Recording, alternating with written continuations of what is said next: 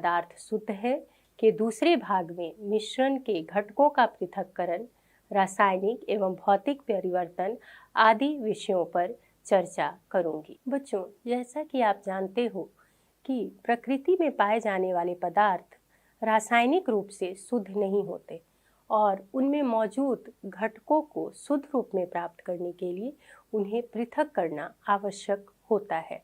इस विषय में आपने पूर्व की कक्षाओं में भी पढ़ा है। यहाँ पर ये जानना बहुत आवश्यक है कि अगर हम घटक को पृथक करते हैं तो उनके गुण आदि के विषय में जानना आसान हो जाता है।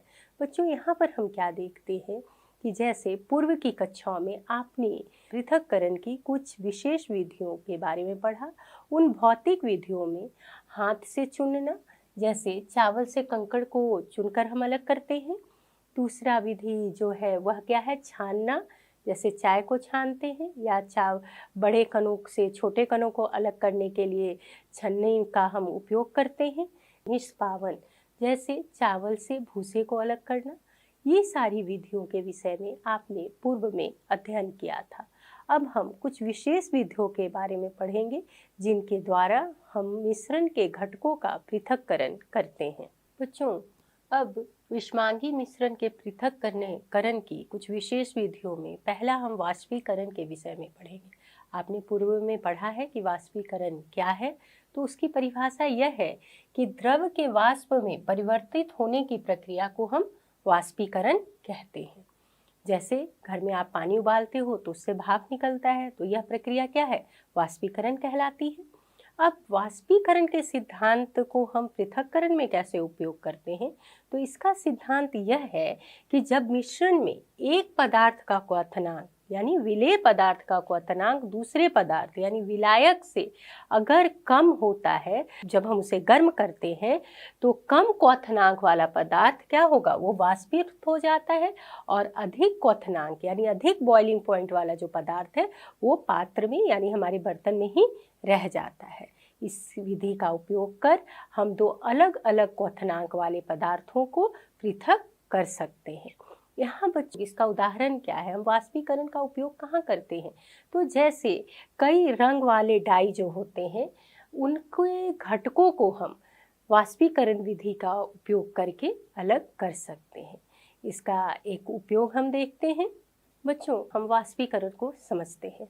वाष्पीकरण के लिए हम क्या करते हैं कि पहले एक सेटअप तैयार करते हैं जिसमें हमने एक ट्राइपॉड स्टैंड के ऊपर एक बीकर रखा है, जिसमें हमने आधा बीकर जल ले रखा है और उसके नीचे बर्नर को लगाया है, बर्नर को हमने ऑन किया है। अब हम एक वॉच ग्लास में स्याही को लेंगे और उसे गर्म करेंगे। उसमें डाई में उपस्थित रंग के घटकों को नुकसान ना पहुंचाने के लिए हम उसे जल वाष्प से गर्म कर रहे हैं। जब उसे गर्म करेंगे तो वाष्प जो है ऊपर जाएगा और हमारे वाच का ग्लास में मौजूद क्या स्याही को गर्म करेगा। उससे देखिएगा थोड़ी देर के बाद वाष्प निकलने लगेगा, और ये तब तक हम लोग गर्म करेंगे जब तक कि स्याही से वाष्प निकलता रहे। जब वाष्प निकलना बंद हो जाएगा तब हम बर्नर को बंद कर देंगे। आपने क्या पाया, जो हमारा वाच ग्लास है उसमें कुछ ठोस पदार्थ मौजूद है। ये ठोस पदार्थ क्या है, डाई के जो हमारे रंग के घटक जो स्याही में मौजूद थे वे हैं, और जो वाष्पित हुआ वह क्या था, डाई में मौजूद रंग। इस प्रकार हम वाष्पीकरण विधि के द्वारा स्याही में मौजूद घटकों को पृथक कर सकते हैं। बच्चों, पृथक्करण की दूसरी तकनीक है अपकेंद्रीकरण। इसमें क्या होता है कि जब द्रव में मौजूद ठोस कण जो होते हैं वो बहुत छोटे होते हैं और उनको हम छानक पत्र के द्वारा अलग नहीं कर सकते हैं, तब छानन विधि की जगह हम क्या करते हैं, अपकेंद्रीकरण विधि का उपयोग करते हैं। अब आप जानना चाहेंगे कि अपकेंद्रीकरण विधि क्या है, तो अपकेंद्रीकरण का सिद्धांत है कि जब दो घुलनशील पदार्थ वाले मिश्रण को हम तेजी से घुमाते हैं तो क्या होता है, जो भारी कण होते हैं वो नीचे तल में बैठ जाते हैं और जो हल्के कण होते हैं वो ऊपर आ जाते हैं और उन्हें हम आसानी से अलग कर सकते हैं। पृथक्करण की इस विधि का उपयोग कहाँ होता है बच्चों, तो इसका उपयोग क्या होता है कि वॉशिंग मशीन में जो हम कपड़े धोते हैं तो क्या होती है कि जो तेज़ी से मशीन घूमता है तो गंदगी क्या होती है, ऊपर पानी के साथ आ जाती है और वहाँ से हम उसे हटा देते हैं। दूसरा उपयोग क्या है कि जांचशाला में जो ब्लड का टेस्ट, यूरिन का टेस्ट होता है, उसमें भी अपकेंद्रीकरण विधि का उपयोग किया जाता है। नेक्स्ट जो सबसे कॉमन यूज़ है इसका अपकेंद्रीकरण का, वो है डेयरी में दूध से क्रीम को निकालना। इसे हम एक चित्र के माध्यम से समझें। अपकेंद्रीकरण की विधि में जब हम चीज़ों को घुमाते हैं बहुत तेज़ी से, तो भारी कण नीचे तल में ऐसे आ जाते हैं और जो हल्के कण है वो भारी कण और बहुत हल्के कणों के बीच में एक डिवाइडर लाइन बनाते हैं और हल्के कण ऊपर आ जाते हैं। इस प्रकार हम आसानी से घुलनशील पदार्थ वाले मिश्रण को, जो कि अलग अलग ग्रेविटी के, अलग अलग डेंसिटी के होते हैं, उन्हें हम पृथक कर सकते हैं। बच्चों, अब हम जानेंगे कि दो अघुलनशील द्रवों के मिश्रण को कैसे पृथक किया जाता है। इसके लिए पृथक्करण कीप का उपयोग किया जाता है। यह कैसे काम करता है, इसका क्या सिद्धांत है? तो इसका सिद्धांत ये है कि जब दो अघुलनशील द्रव, यानी जो ना आपस में मिलते नहीं हैं, घुलते नहीं हैं, उनके मिश्रण को कुछ समय के लिए अगर हम शांत छोड़ देते हैं, तो जो द्रव जिसका घनत्व अधिक होता है वो और जो हल्के होते हैं वे अलग अलग परत में बट जाते हैं, जिसे हम आसानी से पृथक्करण कीप के माध्यम से अलग कर सकते हैं। एक क्रियाविधि के द्वारा इसे समझे कि हमने मिट्टी का तेल और जल के एक मिश्रण को लिया और उसे इस पृथक्करण कीप में डाल दिया और उसके बाद नीचे स्टॉप कॉर्क लगा है जिसे बंद कर दिया है ताकि द्रव हमारा नीचे ना गिरे, और कुछ समय के लिए उसे शांत छोड़ देते हैं। कुछ समय के बाद क्या होता है कि जल नीचे की परत अधिक घनत्व होने के कारण नीचे की परत बना लेता है और मिट्टी का तेल ऊपर की परत बना लेता है। अब हम आसानी से स्टॉप कॉर्क को खोलकर जल को एक बीकर में निकाल लेंगे और मिट्टी का तेल का लेयर आएगा तो वहाँ हम स्टॉप कॉर्क को पहले बंद कर लेंगे और उसे दूसरे बीकर में निकाल लेंगे। इस प्रकार पृथक्करण कीप के माध्यम से हम दो अघुलनशील द्रवों को पृथक कर सकते हैं।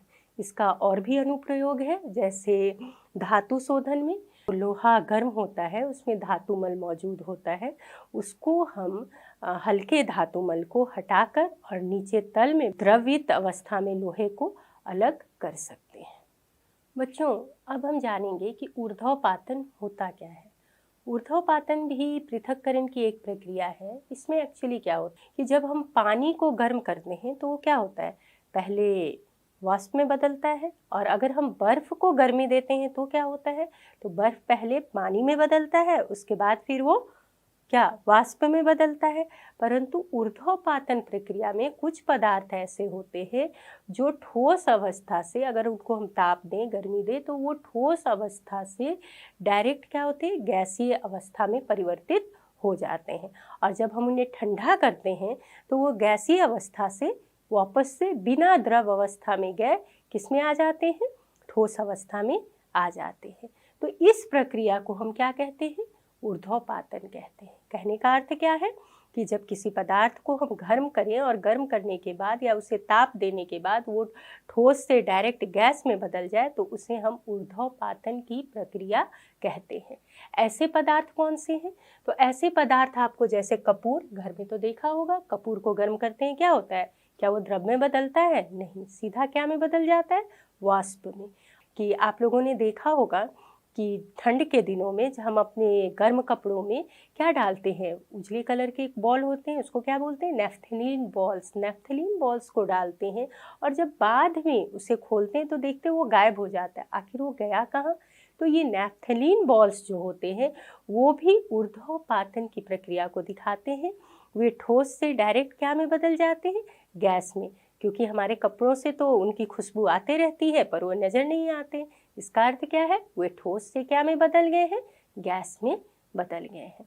तो इस विधि के द्वारा हम ऐसे ऊर्ध्वपातन की प्रक्रिया जो पदार्थ दिखलाते हैं उन्हें, और नॉर्मल जो पदार्थ इस प्रक्रिया को नहीं दिखाते हैं उनको पृथक कर सकते हैं। एग्जाम्पल देखते हैं इसका एक अनुप्रयोग देखते हैं। जैसे नमक और कपूर का मिश्रण हमारे पास है और इसे हमें पृथक करना है, तो हम क्या करेंगे, एक बात तो हमें पता है कि जो कपूर है वो ऊर्ध्वपातन की प्रक्रिया दिखाती है। तो चलिए इसके लिए क्या करेंगे, इसके लिए हम क्या करेंगे कि एक वॉच ग्लास में हम इस मिश्रण को लेंगे, चिमनी मिट्टी की प्याली में इस मिश्रण को लेंगे और नीचे बर्नर की सहायता से उसे गर्म करेंगे। और इसके पहले क्या करेंगे कि उसके ऊपर एक जो कीप है उसको उल्टा करके रख देंगे और रुई से उसके खुले हुए सिरे को बंद कर देंगे। अब बर्नर हमने लगा लिया, बर्नर को ऑन किया, अब गर्म करना शुरू करेंगे। गर्म करेंगे तो क्या होगा कि उसमें से कुछ वाष्प निकलेगा। थोड़ी देर के बाद वाष्प निकलना बंद हो जाएगा, हम उसे ठंडा करने छोड़ देंगे। वहाँ हमें क्या मिलेगा कि ये जो कीप है उसकी दीवारों पर ठोस अवस्था में कपूर जमा मिलेगा और नीचे नमक प्याली में रह जाएगी। अर्थात ऊर्ध्वपातन की प्रक्रिया के द्वारा हम कपूर और नमक के मिश्रण को पृथक कर सकते हैं। बच्चों, अब हम अगली पृथक्करण तकनीक के विषय में पढ़ेंगे जिसका नाम है chromatography. Chromatography word chroma Greek शब्द क्रोमा से आया है जिसका अर्थ क्या होता है, रंग। बच्चों, इस तकनीक का उपयोग कब करते हैं तो इस विधि का प्रयोग उन विलय पदार्थों को पृथक करने में होता है जो एक ही प्रकार के विलायक में घुले होते हैं। अब इसका उपयोग कहाँ किया जाएगा तो जैसे काली स्याही है, उसमें बहुत सारे डाई के रंग घुलनशील हैं, तो उनको अलग करने के लिए हम इसका उपयोग करते हैं। क्रोमेटोग्राफी का अनुप्रयोग डाई के रंगों को अलग करने, प्राकृतिक रंगों के रंजक को अलग करने और खून में ड्रग अगर मौजूद है तो उसे अलग करने के लिए किया जाता है। बच्चों, इसे एक क्रियाविधि के द्वारा समझते हैं। हम एक छानक पत्र लेते हैं जिसे नीचे इसकी तरफ से उसका 2 सेंटीमीटर ऊपर एक पेंसिल से रेखा खींच ली जाती है और उसके ऊपर स्याही की एक का निशान लगा देते हैं। मान लीजिए आपके पास काली स्याही है, उसका निशान हमने इसके ऊपर लगा दिया। अब हम क्या करेंगे कि एक जार लेंगे और उसमें थोड़ा सा पानी लेंगे। अब इस छानक पत्र को जिस पर हमने स्याही की निशान लगाया है उसे कांच की छड़ और क्लिप के द्वारा उसमें लगा देंगे, अंदर की तरफ डालेंगे और इस प्रकार डालेंगे कि जो निशान हमने डाला है स्याही का वो जल से थोड़ा सा ऊपर रहे। अब इसे कुछ समय के लिए हम लोग शांत छोड़ देंगे। इससे क्या होगा कि जल धीरे धीरे छानक पत्र में ऊपर की ओर बढ़ता जाएगा। जैसे जैसे जल ऊपर बढ़ेगा, जो पदार्थ जल में ज़्यादा घुलनशील है वो जल के साथ ऊपर की ओर बढ़ते चले जाएंगे छानक पत्र में, और जो डाई के कण कम घुलनशील है वो थोड़ी देर के बाद जल में घुलेंगे और वो फिर ऊपर की तरफ बढ़ेंगे। इस प्रकार जो अधिक घुलनशील डाई होगा उसके कण ऊपर आ जाएंगे और कम घुलनशील वाले डाई के कण उसके नीचे होंगे। इस तरह से हम